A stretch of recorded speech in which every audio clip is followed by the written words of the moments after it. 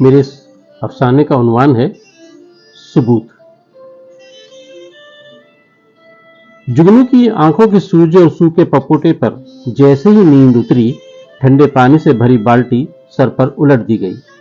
وہ ہڑبڑا کر رہ گیا، کپ کپی طاری ہو گئی، رونگٹے تن گئے، جیسے انہیں بھی کسی نے بیدار کر دیا ہو۔ ہونٹ لرزنے لگے، بوسیدہ قمیض کھال سے چپک گئی، دریدہ کھال پر کھردرا کپڑا کانٹوں کی طرح چبھنے لگا، جھرجھری لیتے ہوئے اس کے لبوں پر غلیظ سی گالی بے بسی سے مچل کر رہ گئی۔ اس نے خوفزدہ نظروں سے چاروں طرف دیکھا، سامنے دو مسٹنڈے پولیس والے دانت نکوس رہے تھے مگر خاموش تھے۔ حوالات میں اسے تیسرا دن تھا، نیند سے بلبلاتا۔ تیسرا دن پولیس افسر مسلسل ایک ہی سوال کر رہا تھا، تمہیں بنڈل کس نے دیا؟ اور وہ ایک ہی جواب دیے جا رہا تھا کہ بنڈل میں روپے تھے 5 لاکھ روپے، مگر پولیس افسر کو یقین نہیں تھا۔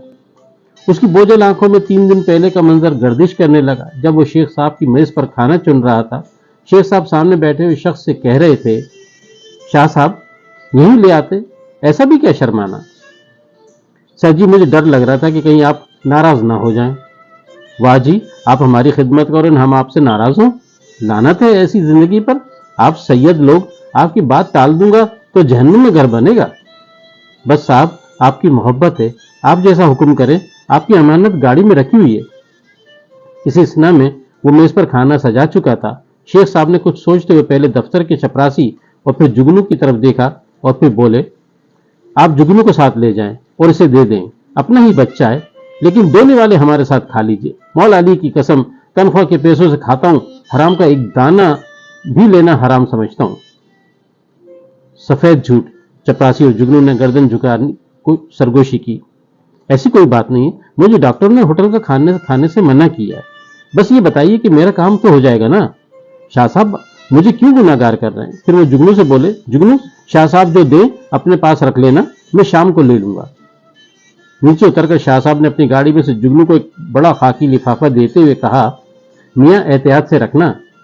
جگنو خاموش رہا۔ گاڑی میں بیٹھتے ہوئے وہ دوبارہ ٹھہر ٹھہر کر بولے، دیکھو اسے احتیاط سے رکھنا، اس میں 5 لاکھ روپے ہیں۔ یہ سنتے ہی لفافہ اس کے ہاتھ سے چھوٹ گیا۔ وہ پھر بولے، میاں بڑی محنت سے کمائے ہیں۔ جگنو نے شاہ صاحب کی محنت کی کمائی کو لپک کر اٹھا لیا۔ وہ ایسے مناظر یہاں اکثر دیکھتا رہتا تھا، بلکہ کچھ لوگوں کی امانتوں کی حفاظت کی ذمہ داری پہلے بھی ادا کر چکا تھا، لیکن اسے 5 لاکھ سن کر جھٹکا لگا۔ یہ بہت بڑی رقم تھی۔ 2 چھوٹی بہنوں کی شادی، چھوٹا موٹا کاروبار، اس کی آنکھوں میں دھندلا دھندلا منظر مچل کر رہ گیا۔ بڑی رقم کی خوشبو کے بھپکے دودھ پتی کی چائے سے زیادہ تیز تھے۔ اس نے ہوٹل کی طرف قدم بڑھایا، جہاں کچن کے مچان پر وہ اکثر امانتیں رکھ دیا کرتا تھا، مگر قدم ہوا میں معلق ہو کر رہ گئے۔ اس نے فوراً فیصلہ کیا اور شیخ صاحب کے دفتر کی طرف بڑھ گیا۔ وہ دوسری منزل کی راہداری سے گزرتے ہوئے اچانک زوردار دھماکہ ہوا۔ عمارت لرز کر رہ گئی۔ دیکھتے ہی دیکھتے خوف اور دہشت نے پوری فضا کو گھیر لیا۔ لوگ کیڑے مکوڑوں کی طرح راہداری میں نکل آئے۔ دہشت گردی کی اس واردات کا کوئی سراغ نہ تھا۔ دھماکے کی گرد بیٹھنے کے بعد پولیس نے لوگوں سے پوچھ گچھ کی تو الجھی ڈور کا ایک کمزور سرا ہاتھ لگ گیا۔ کسی نے بتایا کہ دھماکے سے ذرا پہلے ہوٹل کے ویٹر جگنو کو ایک بنڈل اٹھائے عمارت کی طرف جاتے ہوئے دیکھا تھا۔ جگنو کے ہاتھوں میں اکثر کھانے اور چائے کے برتن والی ٹرے ہوتی ہے، مگر ایک بنڈل؟ پولیس نے شک کی بنیاد پر جگنو کو پکڑ لیا۔ پوچھ گچھ پر جگنو نے جواب دیا، بنڈل میں 5 لاکھ روپے تھے جو شیخ صاحب کے لیے ایک بڑی سی گاڑی والے شاہ صاحب نے دیے تھے۔ وہ جب دوسرے فلور پر ڈی ایم شیخ کے دفتر کی طرف جا رہا تھا، عین اسی وقت تیسرے فلور پر دھماکہ ہوا اور پھر بھگدڑ مچ گئی۔ لوگ تیزی سے دوڑتے ہوئے عمارت کی بیرونی سیڑھیوں کی طرف بھاگنے لگے۔ اسی افراتفری میں اس کے ہاتھ سے وہ بنڈل کہیں گر گیا۔ پولیس افسر نے تفتیش کا دائرہ وسیع کرتے ہوئے سرکاری افسر ڈی ایم شیخ سے ملاقات کی۔ وہ صاف مکر گئے کہ انہوں نے معمولی ویٹر کو کسی سے اتنی بڑی رقم لینے کے لیے بھیجا ہوگا، اور بھلا کوئی اتنی بڑی رقم انہیں کیوں دے گا؟ یہ بات شیخ صاحب نے اندرونی خوف کو دباتے ہوئے اپنی منمناتی ہنسی کے ساتھ کہی تھی۔ انہیں ڈر تھا کہ جگنو پر الزام ثابت ہوا تو وہ بھی پھنس جائیں گے۔ انہوں نے فوراً تعلقات کی چھتری تان لی اور شک کی بونابانی سے خود کو محفوظ کر لیا۔ پولیس افسر نے صرف ایک فون کال کے بعد تفتیش کے دائرے سے ڈی ایم شیخ کو علیحدہ کر دیا۔ بے رحم تشدد کی وجہ سے لرزتی ٹانگوں ٹانگوں، بے جان بازو، زخمی بدن اور آنکھوں میں مسلسل سوئیوں کی طرح چبھتی ہوئی نیند کے باوجود جگنو کا یہی جواب تھا کہ لفافے میں شیخ صاحب کے لیے 5 لاکھ روپے تھے۔ جب اسے پتا چلا کہ شیخ صاحب نے لفافے کے وجود سے انکار کیا ہے تو اسے دھچکا لگا، اسے ساری دنیا تاریک ہوتی دکھائی دی۔ گردن کی رگیں تنی اور چٹکتی ہوئی محسوس ہونے لگی۔ وہ دوسرے کئی افسران کی طرح شیخ صاحب کو بھی برسوں سے جانتا تھا۔ اسے ان کی شخصیت کے بعض گوشوں سے آشنائی کی بنا پر یقین آ گیا کہ وہ ایسا کر سکتے ہیں۔ درد کی بلکتی ٹیسوں میں دھندلی یاد کے کئی منظر شیخ صاحب کی تہہ دار شخصیت کے پرت کھول رہے تھے۔ ابے کیوں پریشان ہوتے ہو؟ ابھی علاقے کے ایس ایچ او کو فون کروا دیتا ہوں۔ ان کی بہن کسی اسپتال میں ٹیلی فون آپریٹر ہے۔ صرف ایک دن تھانے میں گزارے گی، چٹکی بجاتے رجسٹری تمہارے نام ہو جائے گی۔ سالے تمہیں انگلیاں ٹیڑھی کرنا ہی نہیں آتی ہیں۔ یاد کی کتاب کا ایک ورق الٹا تھا کہ جگنو کے رونگٹے کھڑے ہو گئے۔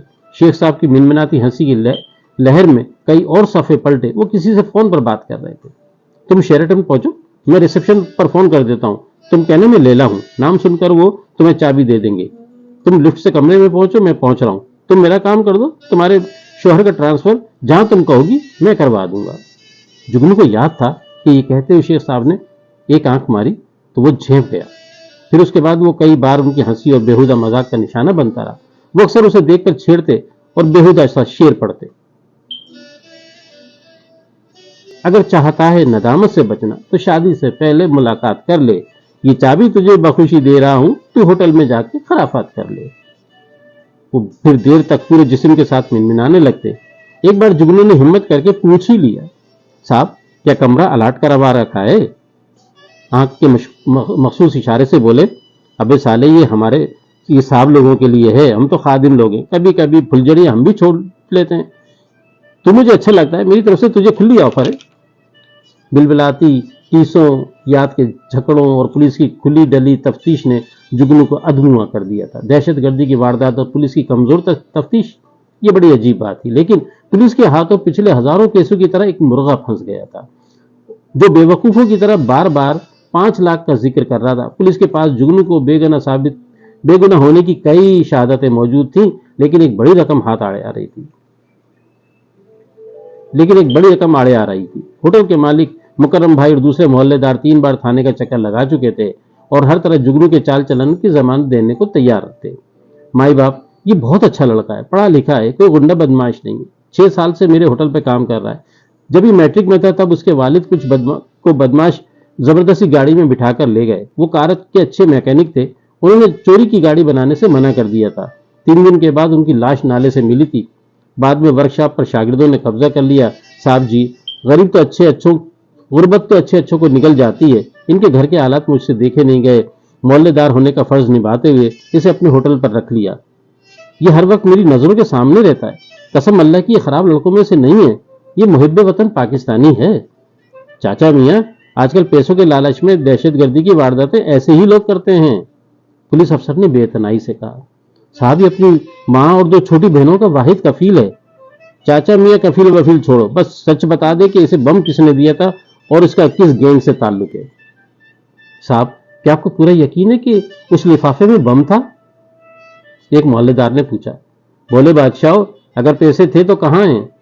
پولیس افسر نے اصل مدعا آخر زبان سے اگل ہی دیا اور انگلیوں سے دانتوں کو رگڑتے ہوئے بولا، اگر یہ ثبوت مل جائے کہ اس لفافے میں واقعی 5 لاکھ روپے تھے تو میں اسے بے گناہ مان کر چھوڑ دوں گا، لیکن پکا ثبوت چاہیے، اصلی والا، ورنہ یہ محب وطن تو لٹک گیا۔ سب نے نفرت سے تھانے دار کو دیکھا مگر خاموش رہے۔ وہ جانتے تھے کہ معمولی سی بات کو بنیاد بنا کر تھانے دار دہشت گردی کی اس واردات میں جگنو کو آسانی کے ساتھ ملوث کر سکتا ہے۔ تھانے دار نے سب کی طرف دیکھا اور کرسی پر جھولتے ہوئے بولا، آج رات ورنہ کل میں پرچہ کاٹ دوں گا، پاکستان زندہ باد۔ تینوں خاموشی سے باہر نکل آئے۔ اسی لمحے تھانے دار پیچھے سے زہریلی مسکراہٹ لیے دانت نکوستے ہوئے انہیں دیکھ رہا تھا۔ ان ساعتوں میں جب یہ باتیں ہوئیں، سیلن زدہ کمرے میں جگنو حالات سے بے خبر ماحول کی کڑواہٹ کو حلق سے اتارنے کی ناکام کوشش کر رہا تھا۔ کڑواہٹوں کے حلق سے اتارنے کی اس مایوس گھڑی میں تھانے کی پچھلی سڑک کے دوسری جانب سرکاری دفتر کی عمارت کے ایک کمرے میں ڈی ایم شیخ اپنی منمناتی ہنسی اور ٹانگوں کے بیچ بدبودار دانوں کو کھجاتے ہوئے فون پر کسی سے سرگوشیاں کر رہا تھا۔ कड़वाहटों और सरगोशी से भरी उस शाम की उदासी कहीं दूर जुगनू की बूढ़ी बेवा मां के वजूद में सरायत करती जा रही थी। जमीन पर जा बजा बिखरी जिंदगी के गोनगू रवैयों और रगों में उतरती बेहिसी पर मातम कुना सूरज धीरे धीरे सड़क की दूसरी तरफ बुलंद बाला इमारतों के पीछे डूबने की तैयारी कर रहा था। मुकर्रम भाई थाने के बाहर खड़ी हुई अपनी 25 साल पुराने मॉडल की कार में बैठ रहे थे। फिर कुछ फैसला करते हुए उन्होंने गाड़ी तेजी से सड़क पर दौड़ा दी। रात से पहले उन्हें 5 लाख रुपए का बंदोबस्त करना था।